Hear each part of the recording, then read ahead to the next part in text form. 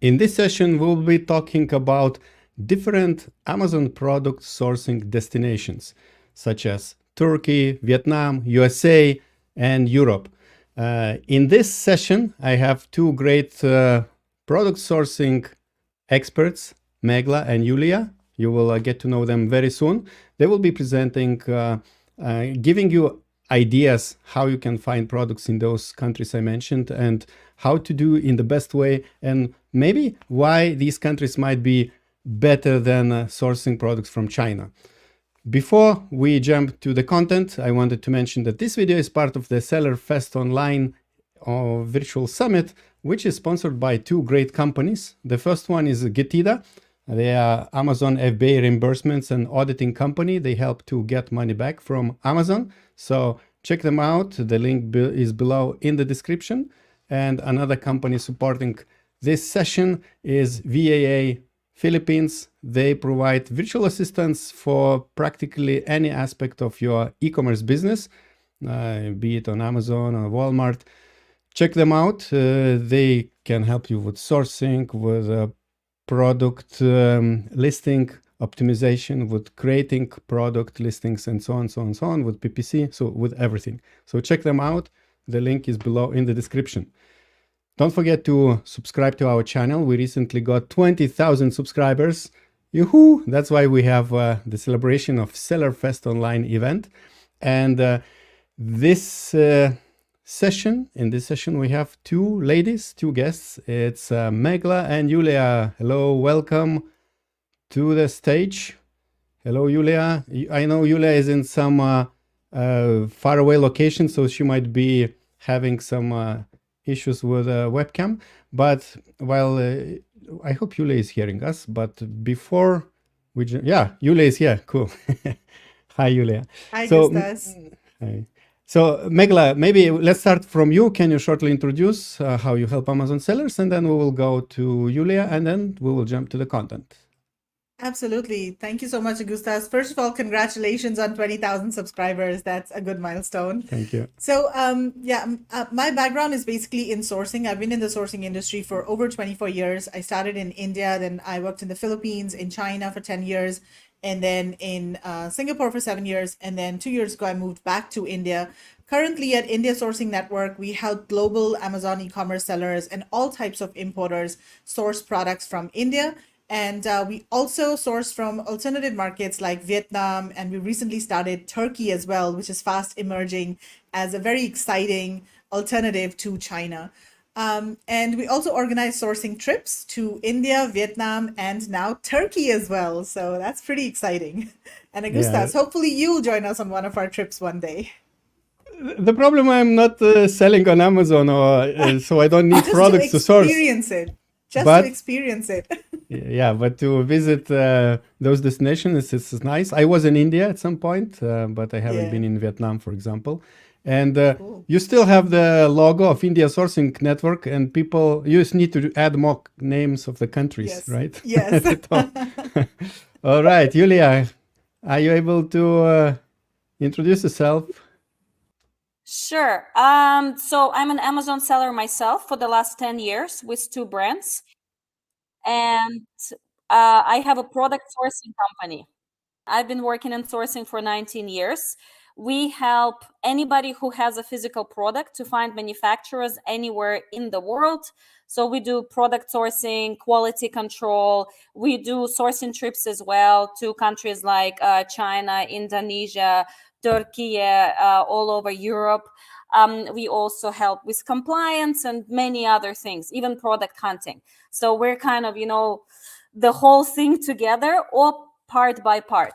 So Yulia will be joining us for the second half of the presentation during this session. And we will start with Meghla. She will be sharing with us how to source products from Vietnam, from Turkey. So these are the countries which not so many people are talking in this industry.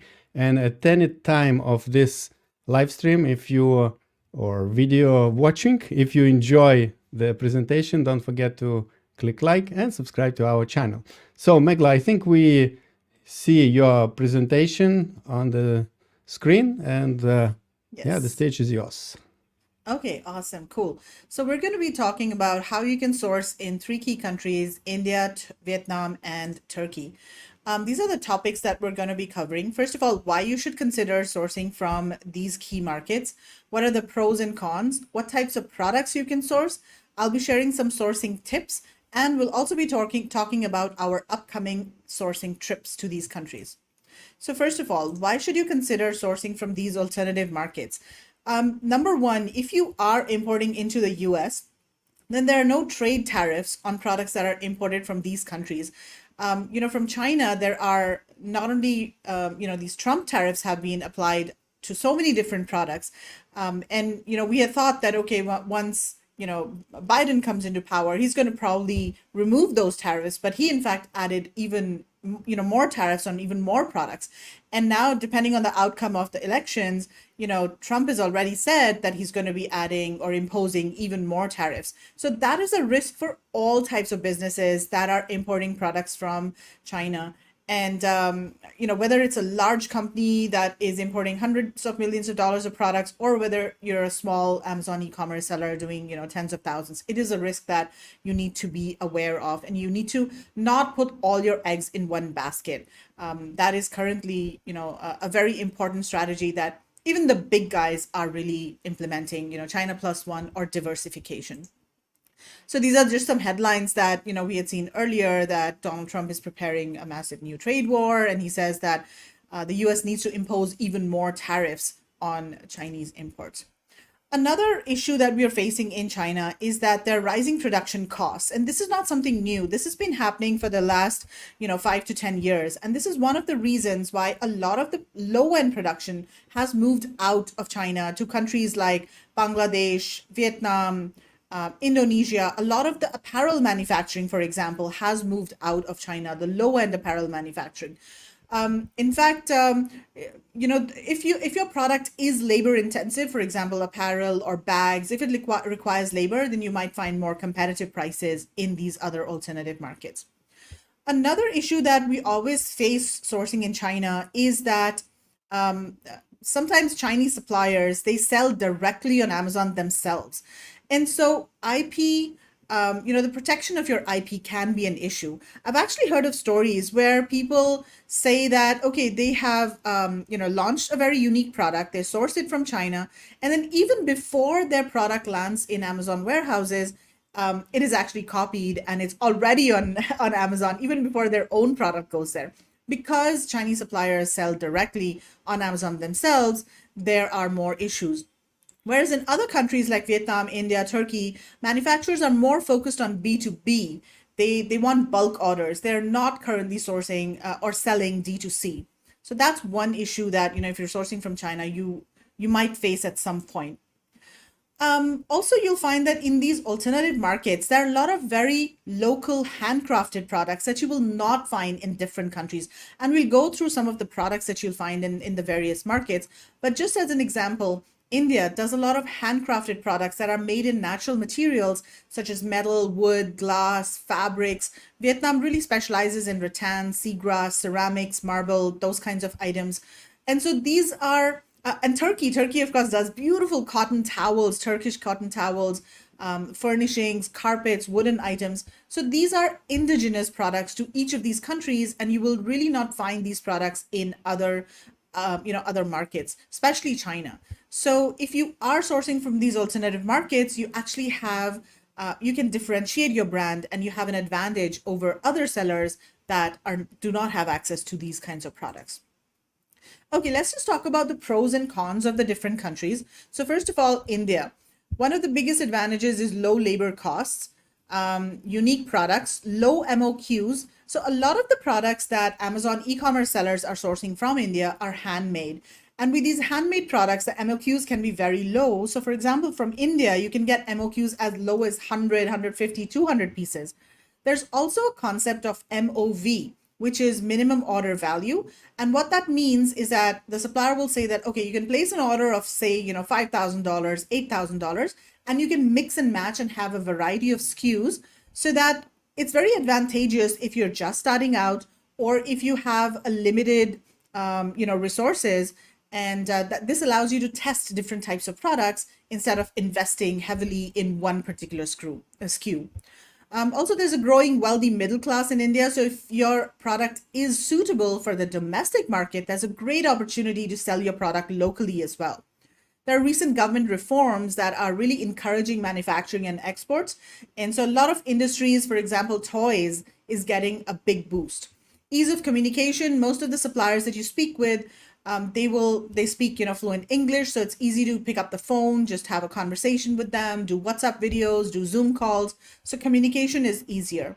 There's better IP protection, as I just mentioned. There's a lot of focus on eco-friendly products from India. So if this is a niche that you're focusing on, then India is a great option. There's no long Chinese New Year holiday as such in India. There are, of course, holidays throughout the year, but they are shorter holidays, mostly 1 or 2 days. And they're spread across the year. Whereas with China, sometimes this causes a disruption. Even though Chinese New Year holidays is, just for a couple of weeks, it causes disruption before and after the holidays as well. Also, India has good relations with the West, and so that is an advantage as well. The cons of India, there's a limited product range. Now, of course, China makes anything and everything, whereas all of the different other countries that we're talking about specialize in certain categories. So it's really important for you to know which products you can source from which country. It's not easy to find suppliers in India. There is Alibaba, and Alibaba has a lot of different suppliers from different countries. However, most of the suppliers on Alibaba are from China, like 90% are from China, but the rest you'll find from other, countries as well. It's high corporate taxes in India that can be an issue. Infrastructure improvements are in process. Of course, China has great infrastructure in terms of the ports and, automation, etc. There's lack of automation in some of the factories because labor is so cheap. A lot of the factories would prefer just to increase their workforce rather than invest in automation. Now, sometimes suppliers also overpromise and underdeliver, so this is something that you need to be mindful of. In terms of Vietnam, the pros are low labor costs, skilled and trained labor. The government, in fact, is putting a lot of stress on training the workforce over there. A lot of big brands have set up factories like Nike, Samsung, and that has given a boost to the specific industries. There's low corporate taxes. There's FDI inflow, especially from China. So a lot of the factories in Vietnam are actually invested by China. There's a lot of government incentives for manufacturing. Vietnam also has a lot of free trade agreements with many countries. So that is a big advantage. You don't have to pay any import duties when you're importing into those countries. And of course, Vietnam also has good relations with the West. Vietnam cons, limited product range, similar to India, not easy to find suppliers. There's no, Alibaba as such. It's harder to find suppliers. You have to either visit Vietnam or you have to use a sourcing agent. Sometimes language can be a barrier, even though typically you'll find there are sales executives in most of the Vietnamese factories, but then the owners might not speak English, or the English might be a little bit difficult to understand. So language can be a barrier in Vietnam. There's high interest rates, high inflation rates. Some of the materials need to be imported from China. So India does a lot of, Vietnam is actually manufacturing a lot of the materials now in domestically, but still a lot of the materials, especially fabrics and more of the high-end materials, need to be imported. In terms of Turkey, one of the biggest advantages of Turkey is its proximity to Europe. In fact, Turkey is known as the China of Europe. And so a lot of products that are actually manufactured in Europe, sometimes it makes sense to shift manufacturing to Turkey because of lower costs, and also because because of the logistics. It's cheaper and faster to ship from Turkey into Europe. There's a skilled and efficient labor force. There's abundance of raw materials, especially cotton, and also the infrastructure is very well established. And now Turkey cons, there's a limited product range. Again, not easy to find suppliers, a language barrier. So you definitely need a lot of, you definitely need a translator if you're sourcing from Turkey, or you need a sourcing agency on the ground. There's high inflation rates, and again, a lot of the materials still need to be imported. Now, let's also cover China pros and cons really quickly. So, of course, the biggest pro is, wide variety of products. You can practically source anything and everything in China. And for certain categories, there is no other production hub. So for example, electronics. If you want to source electronics today, you have to go to China. There's no other country in the world where you can source such a wide variety of electronics products at such competitive prices. And there are a lot of other categories as well. However, China is moving up the value chain, and Chinese suppliers and the government is actually letting go of more of the low value, low end production to other countries. So, China is focusing more on R&D and more premium production. Of course, established supply chain, whether it's for hardware or textiles or any product, the supply chains are very, very well established. Skills labor, developed infrastructure, availability of materials and components, established electronic sector. Now, the cons, rising labor and production costs. Now, this is something that has been going on for quite a few years. Ongoing regional disputes. I won't get into all of the, political issues and all. And then, of course, ongoing international trade tensions as well. Lack of IP protection. Western consumer resentment. Like I have heard, buyers who come to us, sometimes they say that our consumers prefer to source products or prefer to buy products that are made in other countries. It's more of a it's very subjective, right? For some people, they might not align with the value system of China, but it's very subjective. Also, questions around ethical sourcing. There was this whole issue about Xinjiang, the sourcing of cotton in Xinjiang province. You might have heard of that as well. Okay, let's talk about the different types of products that you can source in all of these different countries. So first of all, I won't go through this list because I've got some pictures. So I'm going to just move across to the pictures. So one of the biggest categories that Amazon and e-commerce sellers are finding success with from India are home decor items and home use and kitchen use items. And a lot of these are made from natural materials like I said, wood, glass, ceramic, metal. Indian suppliers really specialize in design. So there are a lot of beautiful designs. They do a lot of R&D. They also specialize in mixed materials. So for example, over here, you'll see there's a lot of these different, kitchen and home use items. This tray over here, for example, where she's cutting a lemon, this is actually made from two different materials. So there's marble on the sides and then there's wood in the middle. So Indian suppliers do invest in R&D and design development. A lot of the Indian suppliers also work with overseas designers, and that's how they come up with a lot of unique designs. Leather is a huge category from India. So whether you want bags, wallets, pet, equestrian products, you'll find all types of leather items, and it's very high quality leather as well. Leather diaries are very popular on Amazon, and I know a few sellers that are really doing really, really well, like high six figures just with leather diaries. So huge variety of these types of products. Furniture is available too. Now there's different types of furniture. One is the very, niche category of antique looking furniture. That's a huge market over here in India. And there's a specific niche, consumer in the US and other countries that likes this kind of furniture. And then there's also other types of regular furniture that's available from India. Jewelry, fashion accessories, and footwear. So there's a lot of semi-precious stones, sterling silver, gold, and even diamonds. In case anyone's very adventurous, you can source diamonds too. For footwear, there's all types of, sportswear, leather sandals, men's formal wear, quite a large variety of footwear as well.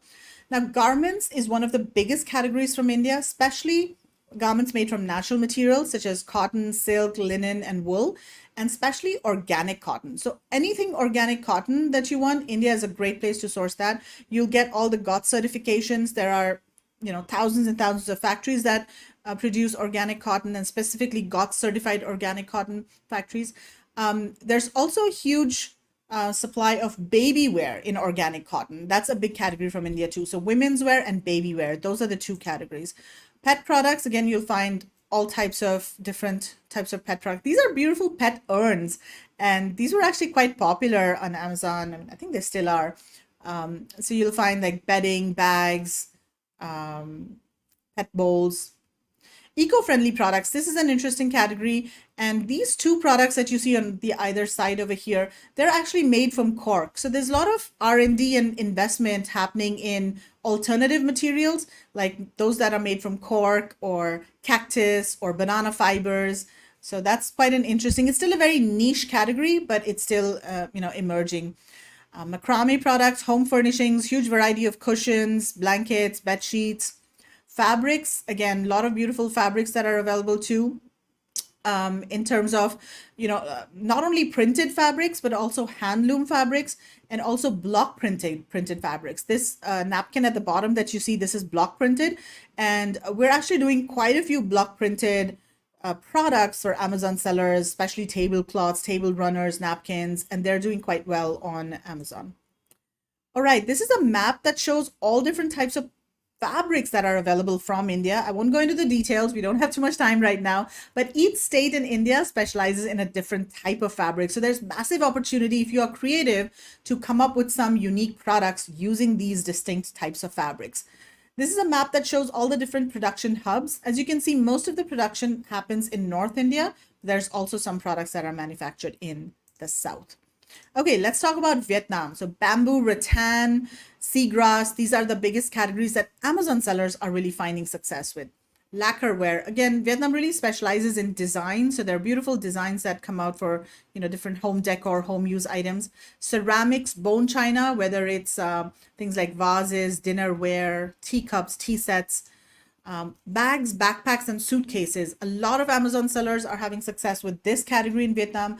There plenty of suppliers that produce very high quality backpacks and things like hiking backpacks or baby carriers or camera backpacks, bags, for example. So all of the very specialty backpacks are being made in Vietnam. Furniture. Now, furniture is one of the biggest categories from Vietnam. In fact, in some years, Vietnam's exports are equal to that of China's exports, in furniture. So that is a big thing in itself. So any type of furniture you can find in Vietnam. Clothing and textile, this is also another big category, and especially sports, activewear, daily wear, formals, dresses. Some of these materials are imported from China, but a lot of them are also being manufactured in Vietnam. Now, footwear is huge. Nike had set up a factory in Vietnam around 10 years ago, and that really gave a boost to the overall footwear industry over there. Packaging, you'll find a lot of different beautiful packaging options. Plastic and rubber goods, any type of products that you have, like food storage containers or, home cleaning devices, for example. Okay, Turkey. So one of the biggest categories from Turkey is women's wear and specifically formal wear, and of course other types of cotton wear. This over here on the right hand side is a very beautiful men's formal suit that's made from linen. So I thought that was very interesting. I saw all of these products at a recent trade show. And then of course women's jackets. Now, wooden home products. Again, Turkey really specializes in more design and creating unique products. Okay, here are some more wooden products. This is a knife that I saw. It was very interesting. It's actually made out of bamboo wood and it's functional. Like even the blade of the knife is made out of wood. And I was like, how can a knife be made out of wood? But it is, and it's very functional. It can actually cut vegetables and also that's something that I thought very creative. Metal home products. Now, a lot of these metal products are, of course, very unique to Turkey, like they're very Turkish designs, but you can find other types of products that are more suited to the Western tastes in Turkey as well for metal. Now, this is a beautiful category from Turkey, towels and bathrobes and also hammam towels. So, I mean, of course, all countries do towels, right? Even China has a huge variety of towels. But what I found in Turkey was that there are so many beautiful embellishments and embroideries and, just very unique towels that they have over there that I've not seen anywhere else. Hammam towels are, of course, very unique to Turkey specifically. They're highly absorbent, very small, ideal for traveling. Bathrobes, again, huge variety of, lots of bathrobes and high quality cotton. This is very high quality premium cotton that's available in Turkey.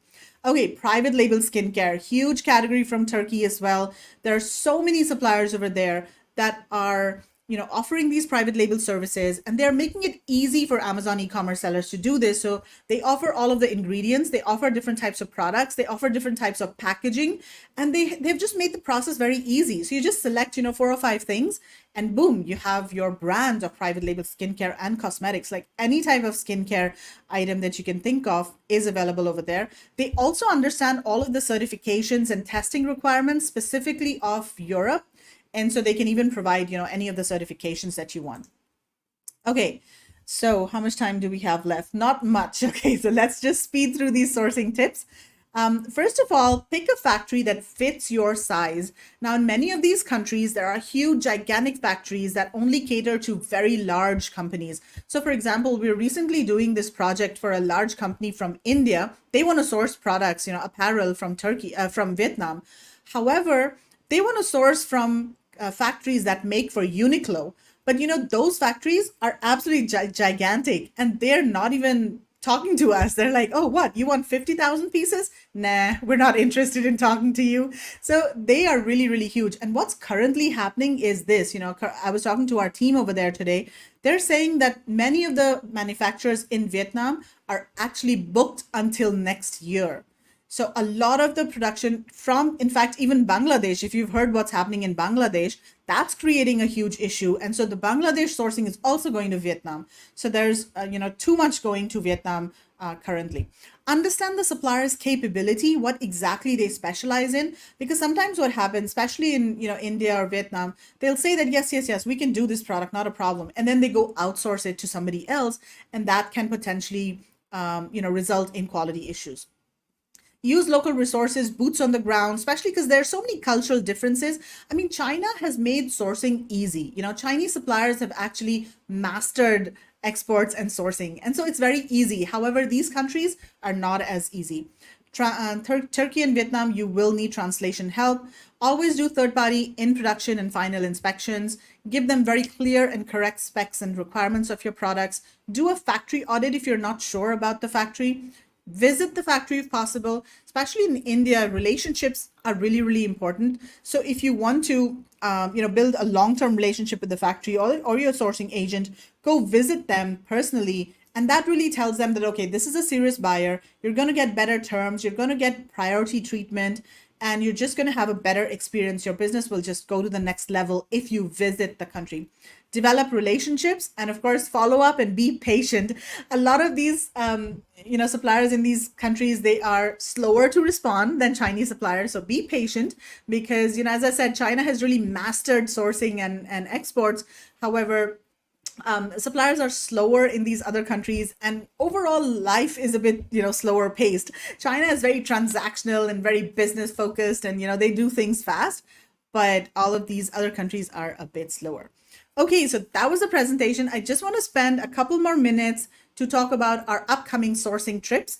Now, if you want to build a profitable, sustainable e-commerce brand, then you've got to go to the source to get the best prices, to see the best products, and meet the best suppliers. Whether you're sourcing from China, Vietnam, Turkey, any country, go there and it will just be a game changer.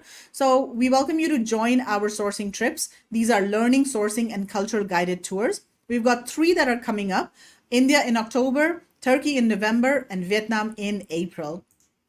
Why attend the sourcing trip? So real quick, first of all, you can see thousands of products at the same time. That's a big advantage because when you're sourcing online, then you're waiting for samples. It just takes a longer time to determine the quality of the products. But when you go on one of these trips, you visit the factory, you visit trade shows, you get access to thousands of products at the same time, and that really helps speed up the sourcing process. Of course, when you go to the source, you get much better prices because suppliers know that you're serious.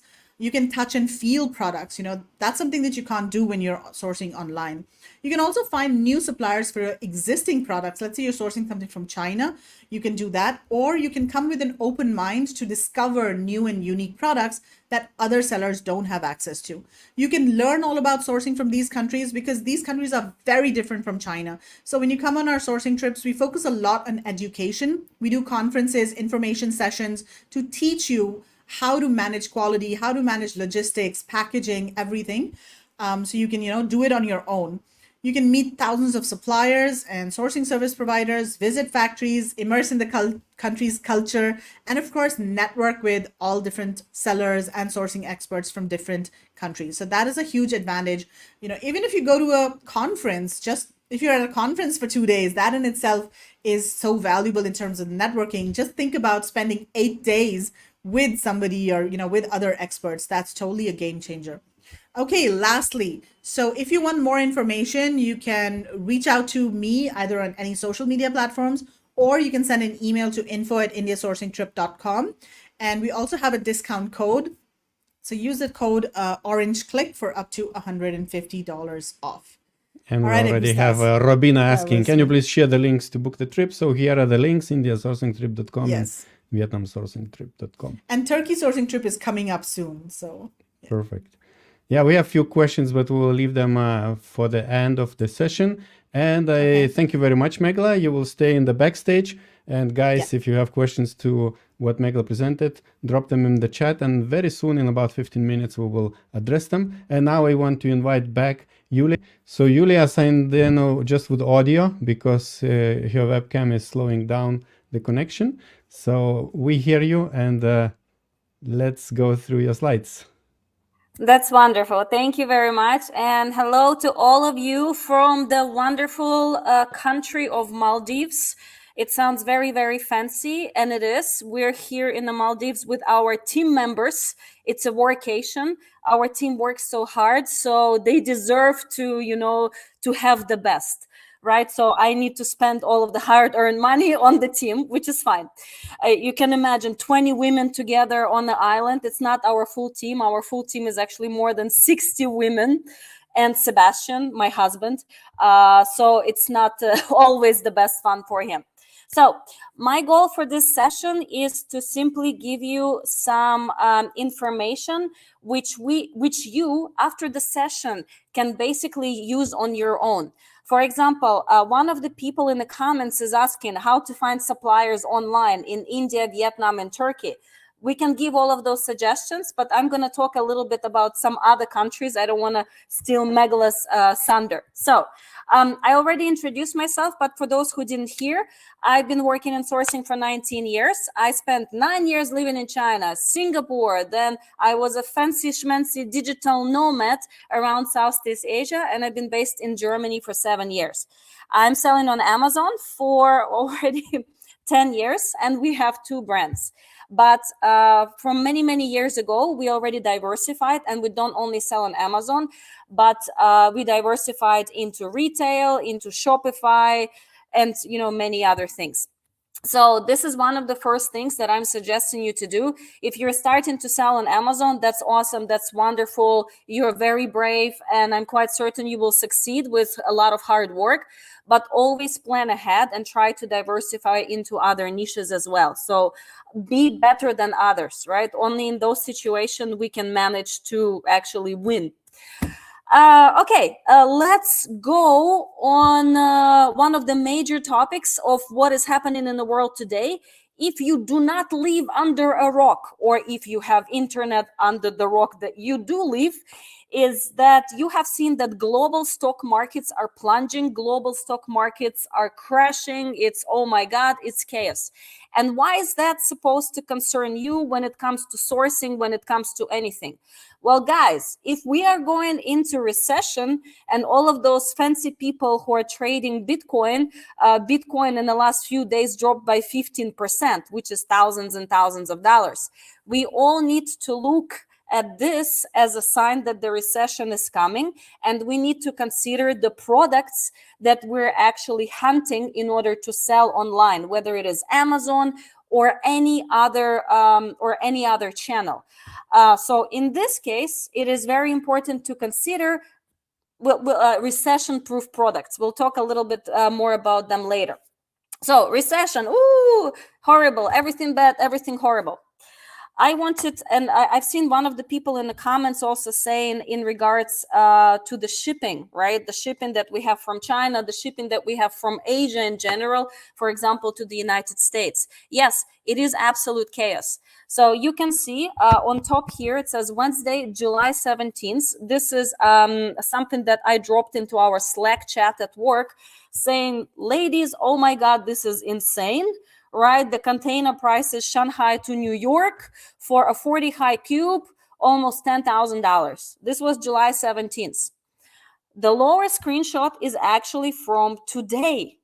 And this is the price for a container that can be so this is a price that is valid until August 14th, 2024.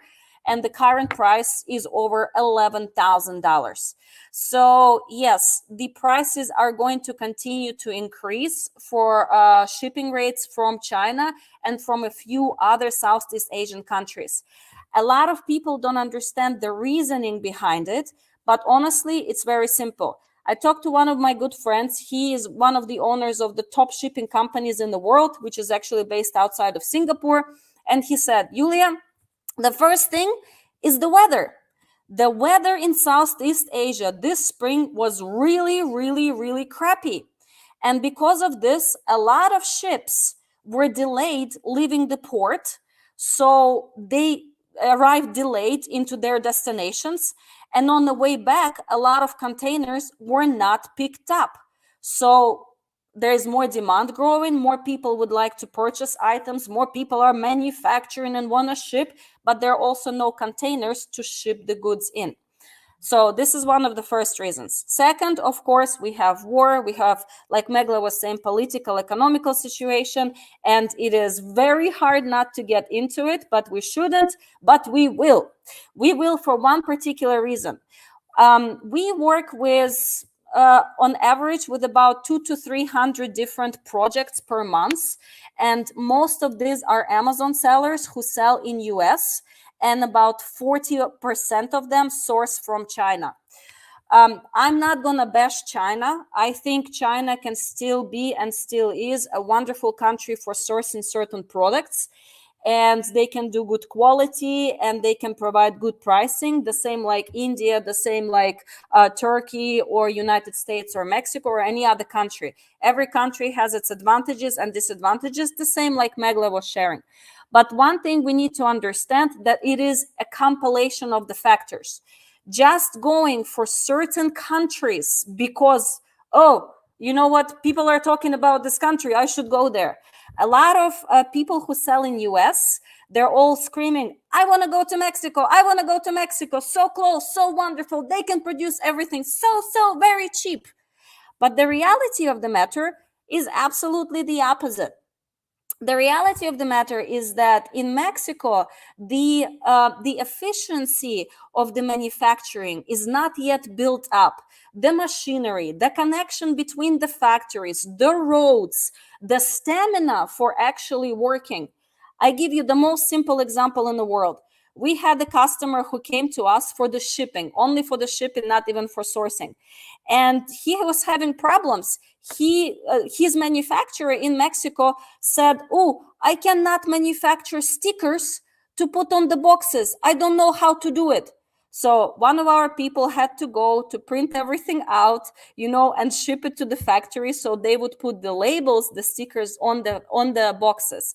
So the factories are different. In countries that are up and coming across the globe, they might lack communication, they might lack the machinery, and they might lack knowledge. It does not mean you shouldn't work with them. It means you should develop with them together because you will have a first mover advantage on that factory. So in the current climates, my suggestion personally, again, Amazon seller, 10 years, work with tons of Amazon sellers, do sourcing trips, do quality control, etc., is to focus on recession-proof products. I'm not saying focus only on this, but I think in the current years to come, it might be a better bet. What are recession-proof products, and basically, where we can get them and how we can get them.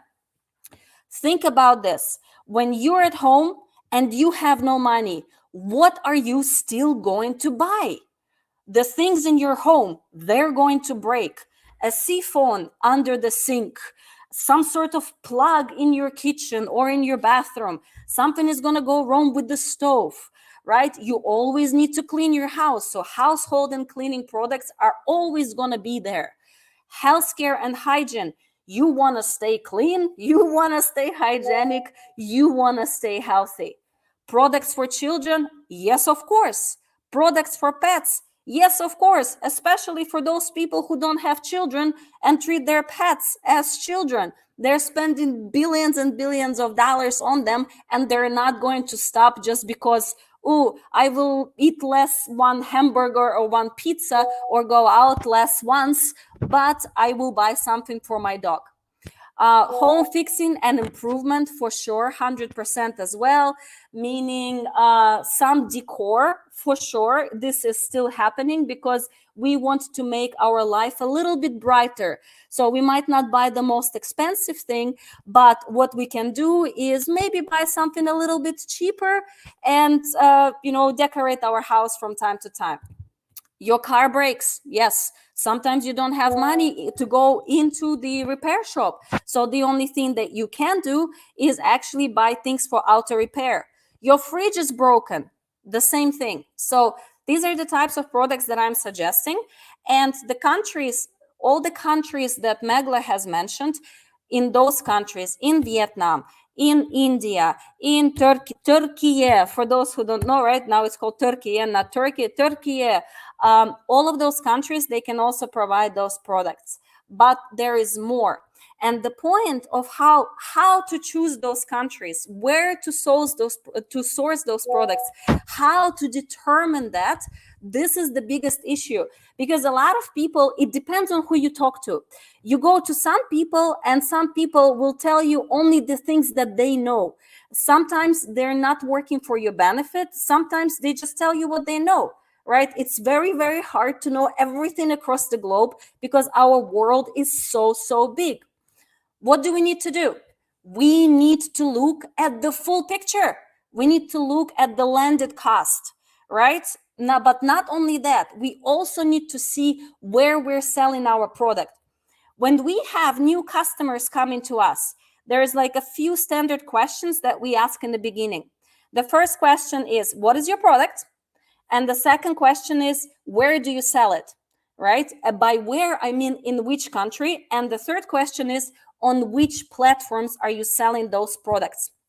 For us, it is extremely important to understand this because based on this product, we can identify what are the in which countries the product can be produced, with which country there is a free trade agreement or some other agreement that will be better for you in order to import the products, in order to have lower costs. So all of those things are extremely important.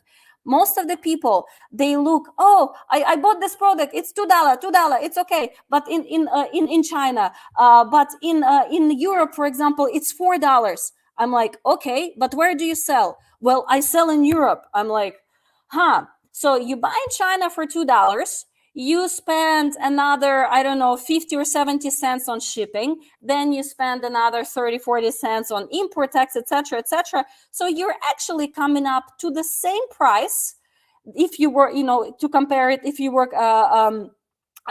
manufacturing in Europe, if not even higher.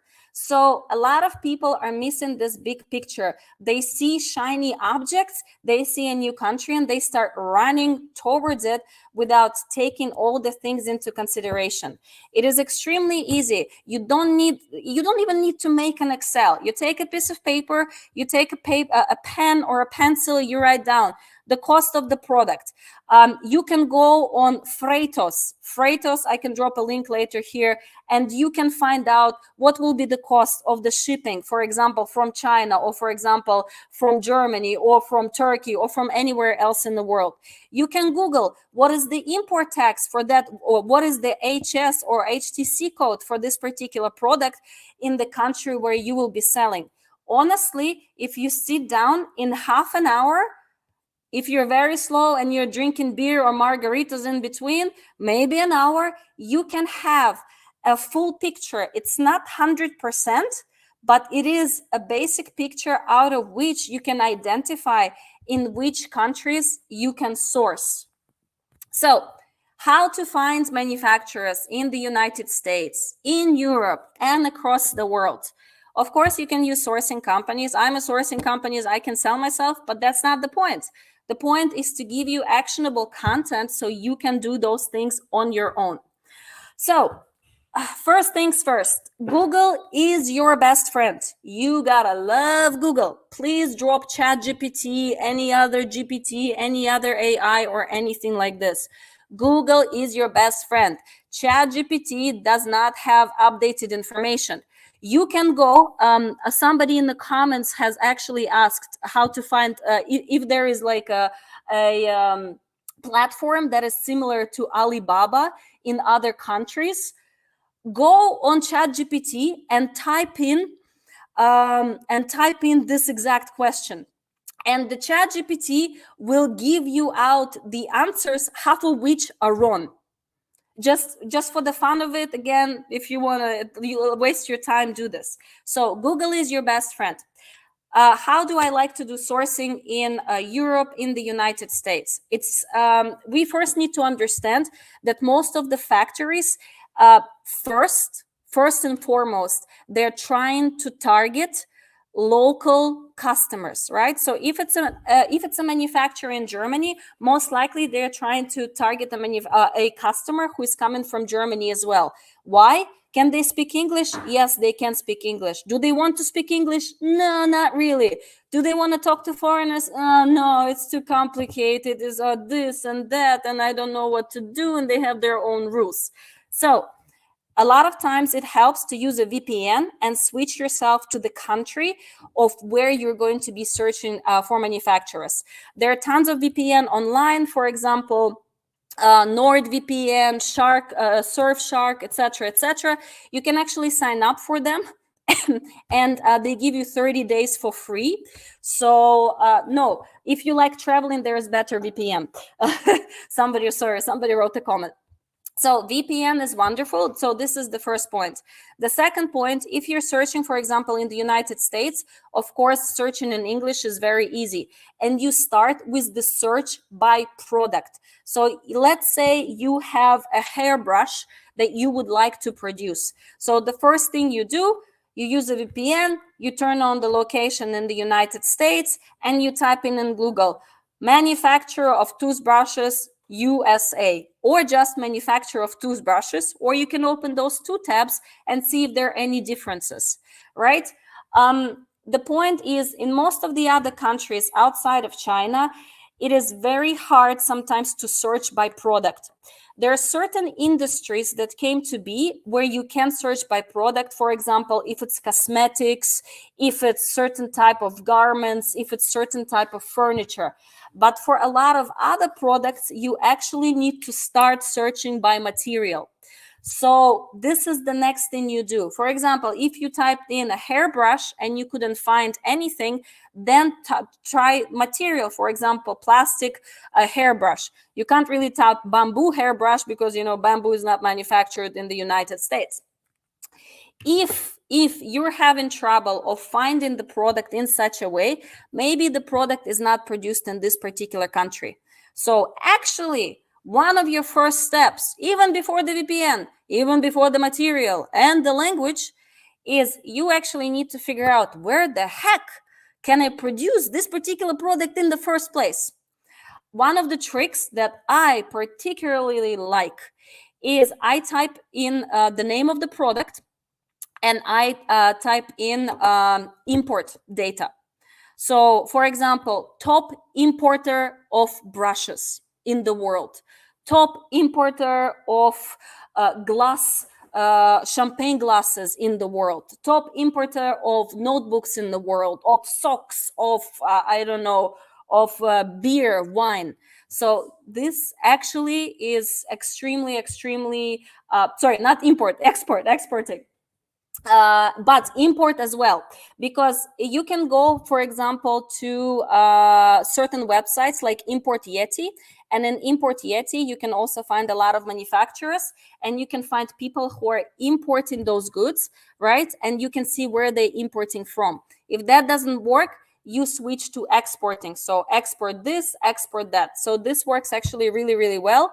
If your product is complicated and it consists out of many different materials, then you need to search by the predominant material. And for example, if it's some sort of furniture made out of very particular wood that is only produced in Brazil or somewhere, right? So this will show you the results. I love going to different types of government organizations. For example, in Germany, you have IHK, right? In other countries, you have different organizations that are more commercial organizations, and they have list of the manufacturers. And those manufacturers are kind of, let's call it like pre-approved by the government. And so you kind of have a little bit more trust towards them. So one of the things you can do is, for example, type in textile government organization, United States, textile government organization, Portugal. Portugal produces, for example, a lot of garments as well. Or Cork, right? We mentioned Cork before as well. Trade shows. I love trade shows. Last year, I've attended about 50 different trade shows across the globe. This year, the number will be about the same: trade shows, sourcing trips, and things like this. However, if you are the type of person who prefers to stay at home and do research online, or maybe you don't have the time, maybe you don't have the means, it doesn't matter. You can still attend those trade shows. You can literally go on Google, find the trade shows. For example, toy trade shows in Germany. Boom. One of the trade shows, biggest toy trade shows in Nuremberg, is going to pop up for you. You can go into the list of last year exhibitors, and hello, you have manufacturers from across the globe. And this is exactly what you need, right? So you don't necessarily need to go anywhere, but would I suggest going to places in person? 100%.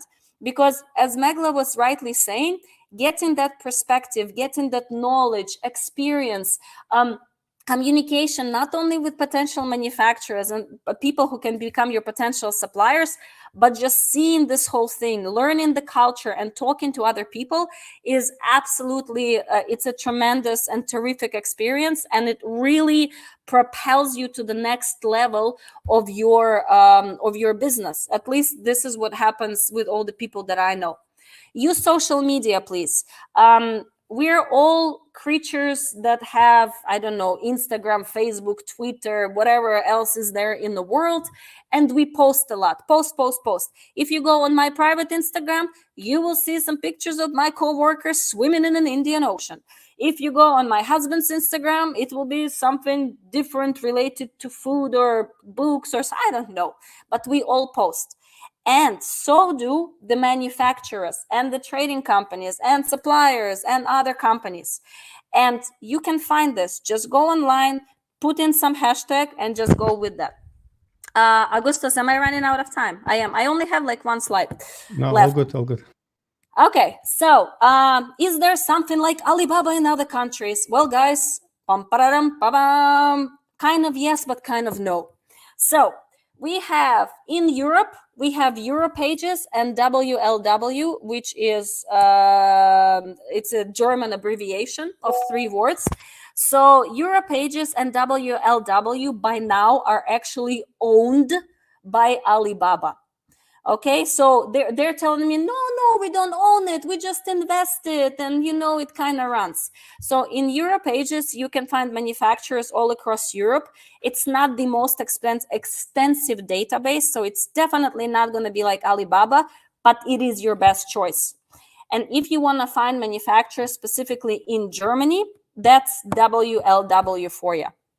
When it comes to the United States, ThomasNet is the biggest platform there is out there, but the problem is they're not really specializing on the products that are kind of perfect for selling on Amazon. It's a little bit more technological, technologically advanced, but it still might be worth looking into this. So honestly, doing this, what I've mentioned, having Google as your friend is one of your best choices. The problem with this is that a lot of manufacturers, they haven't updated their web pages since 1995, right? And you also need to understand, when you find those manufacturers, what is the correct means of contact towards those people?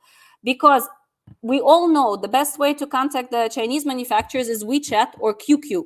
Most of the people don't even know about QQ. If you go to manufacturers in Indonesia, it's WhatsApp. If you go to manufacturers in Turkey, it's WhatsApp. If you go to Germans, what is it? Well, it's about 4 emails and 10 phone calls, and then they will respond to you. What is the best way to contact manufacturers in the United States? No, it's not even an email. It is sending a request. You know how you have kind of informational form or form that you fill on the website? This is one of the best things that you can do for the manufacturer. So which products can I manufacture in Europe and in US? Honestly, this is a tiny, tiny, tiny driplet in the water of global manufacturing. We, for example, have a database of over 50,000 manufacturers across the globe with thousands of different categories. But I've listed something that might be good for Amazon sellers specifically. Jewelry, you can go to Italy. Textiles, you can go to Portugal. You can go to Poland. Metal products or furniture related products, you can go to Poland, you can go to United States, you can go to Mexico, you can go to Austria, Germany. Cosmetics, one of our brands that we sell in Europe is all made in Germany, right? The prices are compatible to the prices in other countries, in Mexico, in China, in Turkey, but the quality is better, and it says made in Germany. Or if you're producing cosmetics, why not produce it in France? Made in France. Any woman will just buy it because of that.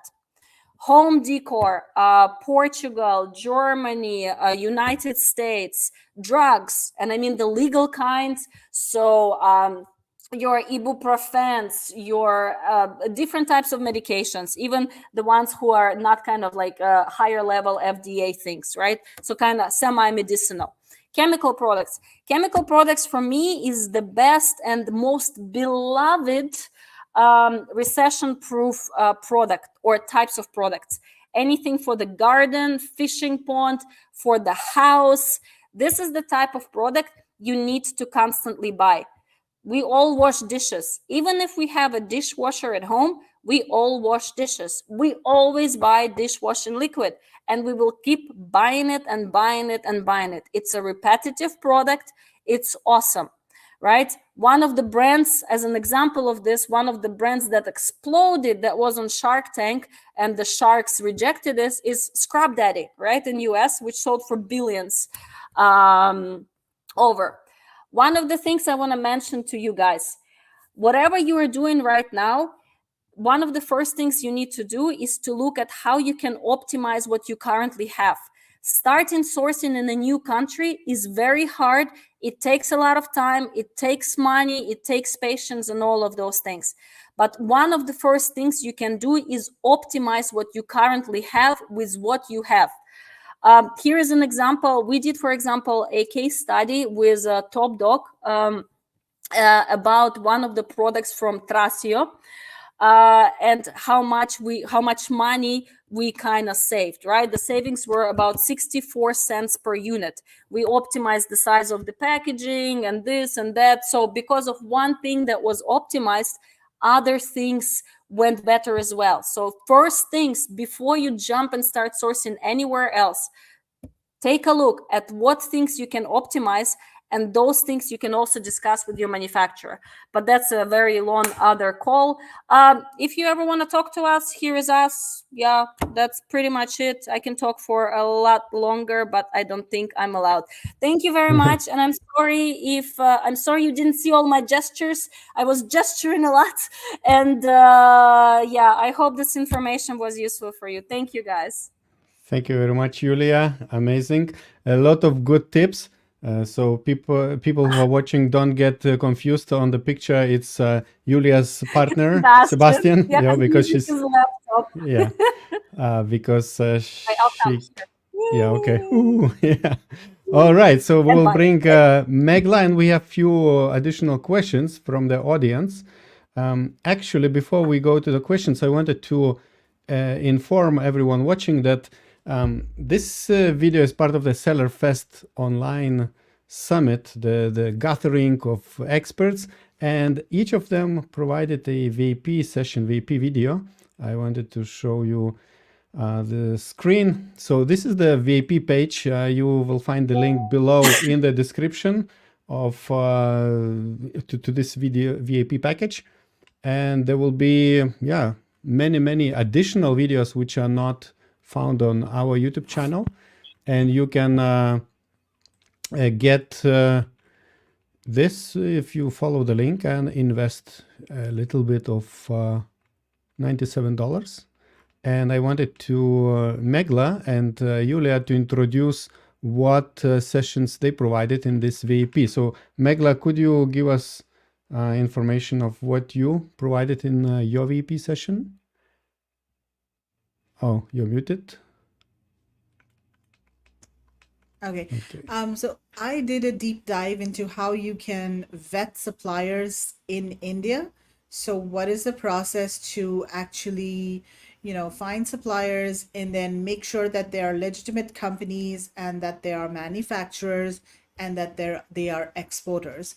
So that is the kind of information that's not available online, or you won't find it on YouTube. Like, we haven't shared it. We use the same process in our agency to check to vet suppliers as well.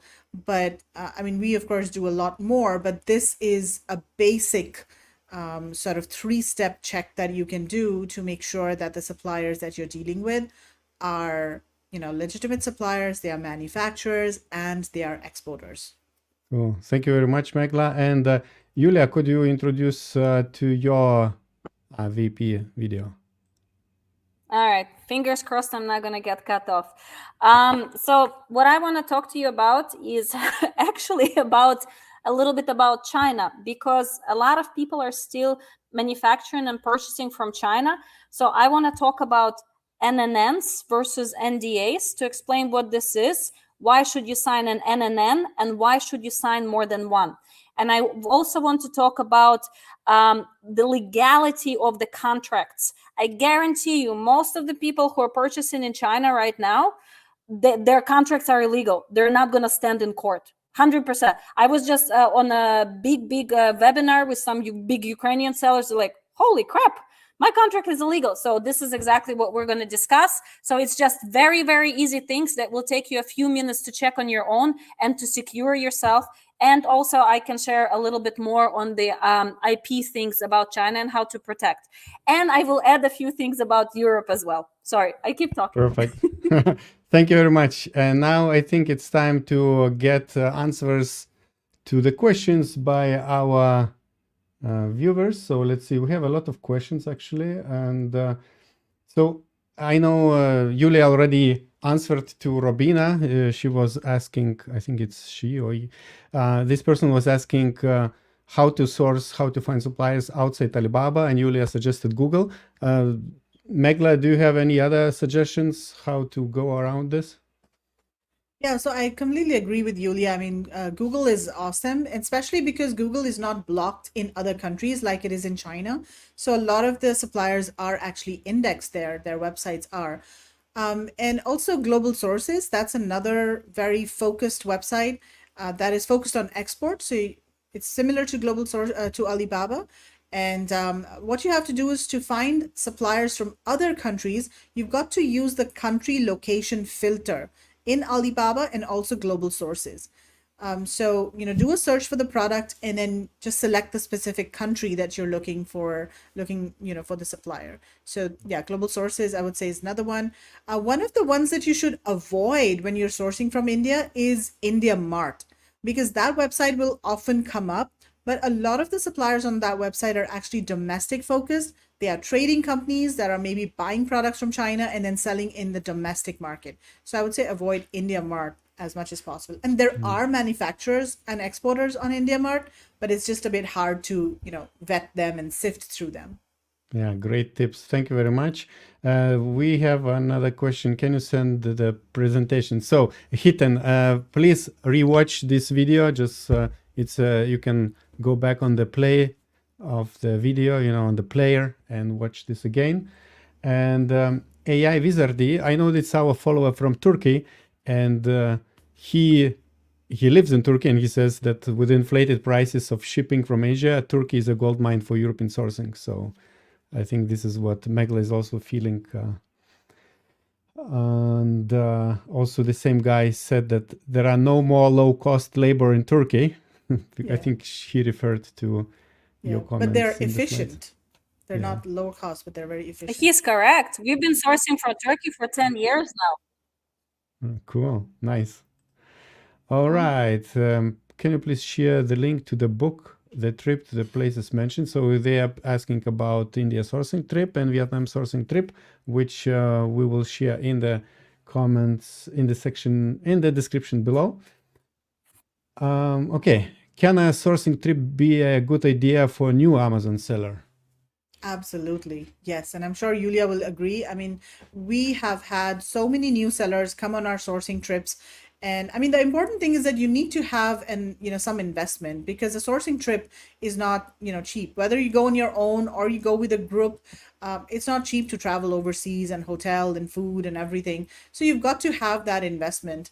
And it is amazing as a new seller, because you're totally, raw. You don't have any preconceived notions. So you're just there absorbing all of the information and meeting people and seeing products. So yeah, I would say 100%. Cool. There is a question about Amazon Global Logistics. If we use that, from which of the countries we talked at this webinar, we can use this and are eligible for UK fulfillment centers? Are you aware of, do you know? So the thing with Amazon Global Logistics from India is that you've got to have a GST number, like a local GST, in order to use this. However, there are workarounds, and there are, vendors that you can use to do this. I'm not sure if it's available for UK or not as of now, but it's definitely available for the US. But I can find out, Hiten. If you want to maybe just drop me an email or send me a message, I can look into this for you. Yeah, perfect. I think Yulia is having connection problems.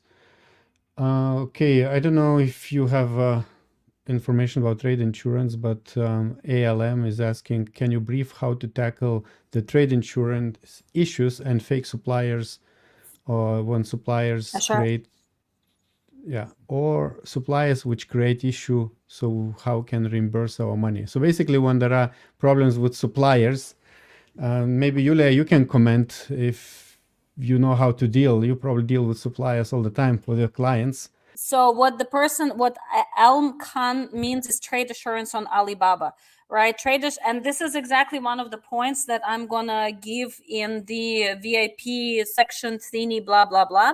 So trade assurance is, you need to make sure that you have all of the specifications within your invoice when you're actually signing the contract with the manufacturer. But you also need to make sure that you have a proper stamp on your invoice, on your contract, and needs to be a round red stamp. If it is square and red, or if it's round and blue, goodbye. you lost, because that is not an official contract. With the Chinese, in China, when you're starting a company, they issue you 2 mandatory stamps. One stamp is mandatory company stamp. The second one is a financial stamp. And when you're signing a contract, they don't sign the contracts with signatures like we do. They put a red round stamp. So this is one of the things that you can do as a preemptive strike before the trade assurance kicks in. If unfortunately you have a problem and the trade assurance needs to be used, make sure you apply to trade assurance like 30 days or whatever you have the terms in there, and make sure to literally message the person daily or twice a day, because most of the time the people who are sitting in the Alibaba office in Hangzhou and they're doing the trade assurance, their English is very bad. They don't understand half of the things.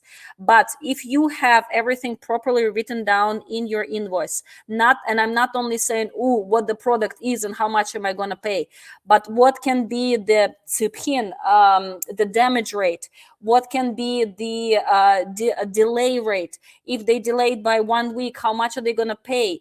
If the products are all bad, what are they going to do? And one of the most important things, always place in an invoice that the inspection, the quality control inspection will take place, right? Because a lot of manufacturers, they're not letting you into the factory saying, oh, you didn't tell us there will be inspection. So fake supplier issue, that's a little bit of a different story. So all of the suppliers that you see now, you don't have gold suppliers on Alibaba like you had before. You have verified and verified pro, and they pay different prices to Alibaba to be on there.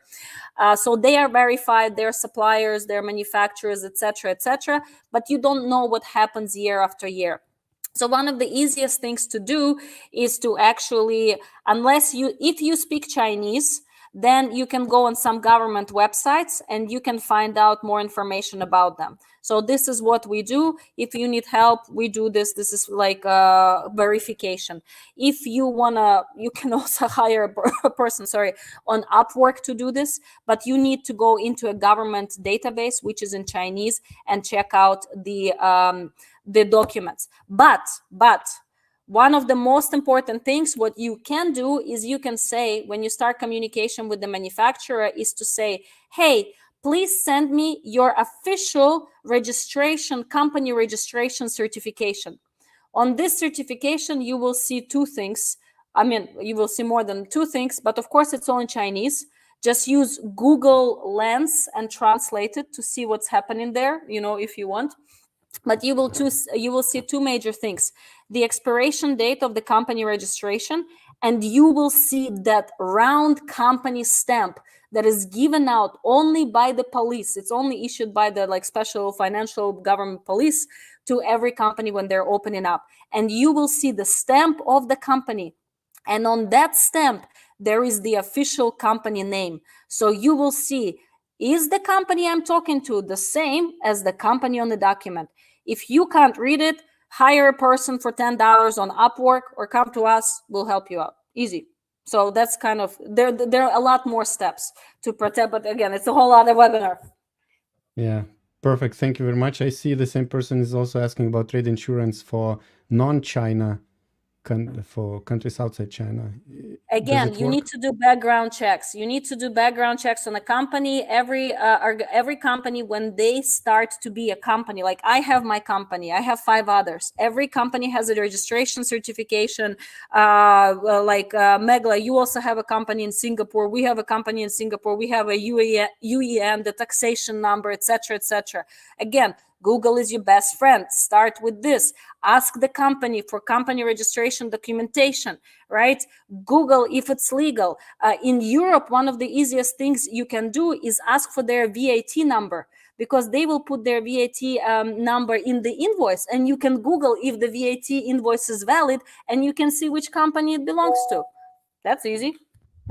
Cool. Thank you very much. Alibaba's trade assurance is not available in any other country except China. So just keep that in mind. So any other country, you have to use all the tips that Yulia mentioned. And in my VIP video, I've also talked about some of these tips. Yeah, cool. Thank you very much. I also wanted to ask you both. I know, Yulia, I'm interested more about cultural differences. So Yulia mentioned that more technological differences, that how to communicate in different countries, what maybe apps to use, and what to expect. But I'm interested to hear cultural, when European is thinking in a different way, like Asian, maybe they interpret the request in a different way. I don't know, like maybe, yeah, I don't know if you have any experience in cultural differences in communication, and maybe Of there are course they do. misunderstandings. Absolutely. Okay, So we can first hear things her. first, watch a 10-minute YouTube video on culture of that particular country. Yeah, do a little bit of research, right? Cultural differences, this is an insanely important part. Try to source from Japan. I went to Japan for an Amazon conference this April, and I was presenting in regards to sourcing from Japan. And oh my God, I mean, I know those guys don't like foreigners. They don't, but their business practices are also different, right? In China, for example, it's not a problem to smoke in the room and spit on the floor and things like this. Germany will be a little bit different, and you need to understand who the bosses are. If we look at the European countries, you need to really understand that most of the factory owners, they're actually people who are older, so 55 plus year old white men who own these factories, who are happy, who have a house in Germany, who have a house somewhere in Spain, maybe close, or in Portugal, maybe close to you, Augustus, and they're enjoying, right? They don't need more money. They're happy. So you need to understand that most of the European manufacturers, they're not hungry. So you need to entice them. And most of them, they don't even understand what the hell Amazon is. When we found our manufacturer for our products in Germany, like, you're selling on Amazon? Really? You can make money with this? I don't believe you. So cultural differences are extremely important. What I always suggest is, again, Google what cultural differences should I pay attention to in business in Germany. As easy as that. Or watch a video on YouTube, right? For example, Koreans and Japanese and Chinese, you go to karaoke. With Russians, you drink vodka. With Germans, you drink beer. And they stop working at 5 p.m. and they don't work the whole summer, right? So if you're going to try to do sourcing right now in Europe, that's not going to be fun, because nobody's working until the end of August. So, it's many of those things. And yes, cultural differences are extremely important. It's like every time, right? I lived in China for a very long time. I am blonde. People always take pictures with me and all of those things. And of course, they call me dear and darling. For most of the people, and they call men this way as well. Hello, dear. Hello, darling. They don't mean it in the way that we think about it. So from all of our sides, no matter which nation we're communicating with, if we don't understand something, or something seems offensive to us, or a little bit kind of out of range, don't directly go, oh my God, what the heck is going on?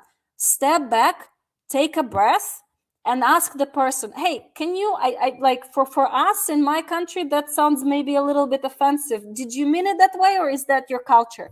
People are a lot more open and a lot more positive than most of us think.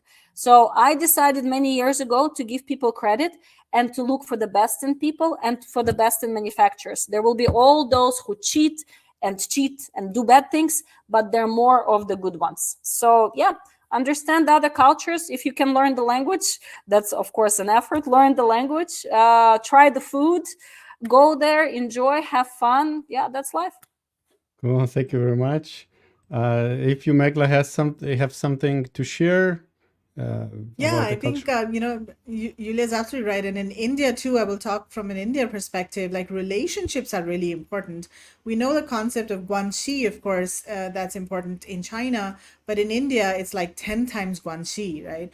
So a lot of the businesses over here are family owned as well. So that's something that you have to keep in mind, that like when you go to the factory, you'll find maybe the grandfather and the father and the daughter and or the son. So there'll be all, different family members. Even if you go to a trade show, for example, you'll find like different family members, and usually the most, elder, or the one that's sort of, running the factory takes the decisions, and then other family members usually manage different aspects of the business.